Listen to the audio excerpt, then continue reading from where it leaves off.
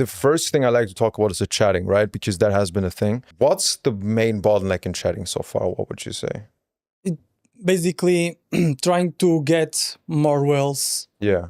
And as we already know, it's not just buying the full script. There are other type of things that can try to be a potential whale that we have into the accounts. Yeah. And that can increase the revenue of the agency 100%, having a better system for the whales.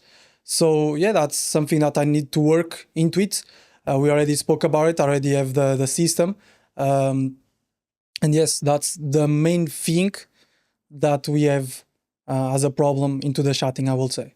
Got you. So like with the whales, what's like the bigger problem in itself? Is it like just finding them, getting them onto the profile, or like the chatters identifying them, or the chatters identifying them and then building them up? Like what's the issue there? Yeah, it's basically finding them and trying to make them be like long-term subscribers into the model's accounts. Because like the chatters like to have new subs because they are already like people that like the model, you know, like we always got Reddit traffic, and then once they start getting more IG traffic, they saw like a lot of people start spending way more than on Reddit. So now they just want like new subs coming in. Okay, let me try to use the welcome script to them. And then once they need to invest some, like, I don't know, a few days or weeks to make that guy have a proper relationship so that person can start spending with the trust on the model, then they think like, that's too long term, you know, like I just want the new subs. And that's something that I'm trying to fight with. And yeah.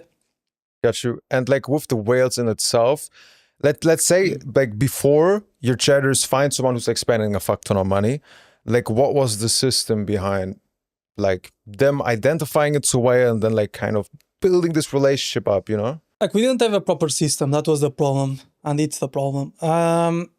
We were just trying to qualify the guy as a whale if the guy bought, for example, everything. Yeah. The guy bought everything, okay, it's equal. Which of course, now that we spoke about it, it's not the proper way to do it. Yeah. And we will fix it as fast as possible. So yeah, we had no system basically.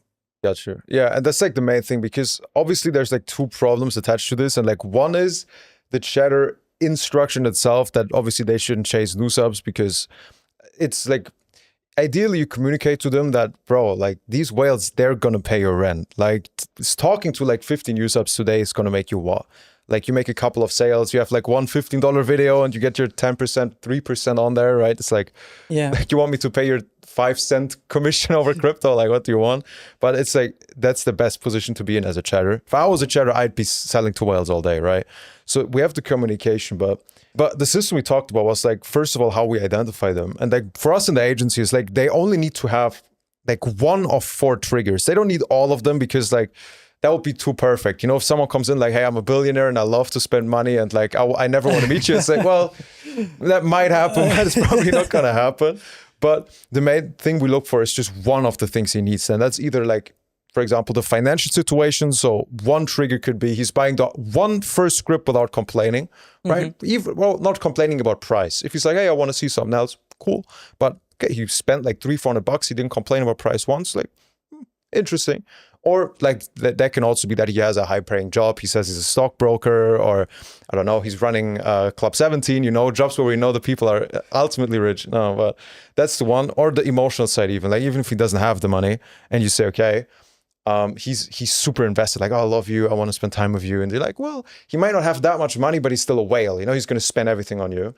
And then the chatters ideally just trigger that in the Discord or in the WhatsApp group or for like our Notion.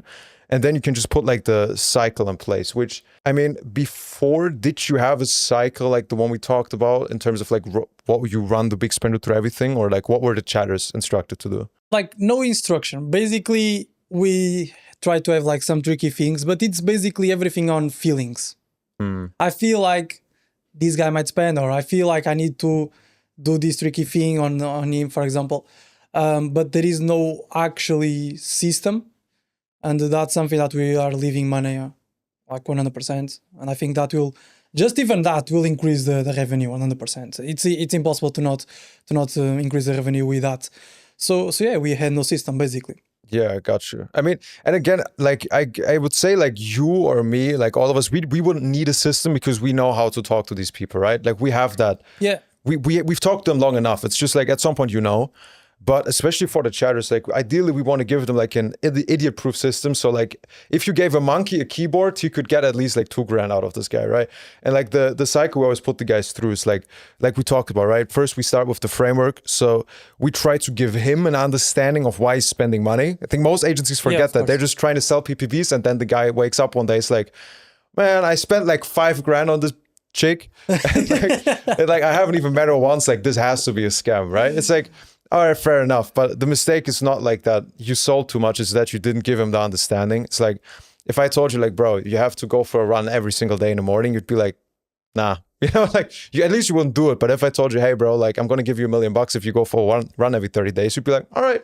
So like you'd see it differently. And the same way we want to tell them, hey, you are a man and I want a man that provides for me. If I see you provide for me, then I might even go one step further and go more serious with you, maybe settle down. We can't say meet, but we all know we're implying meeting.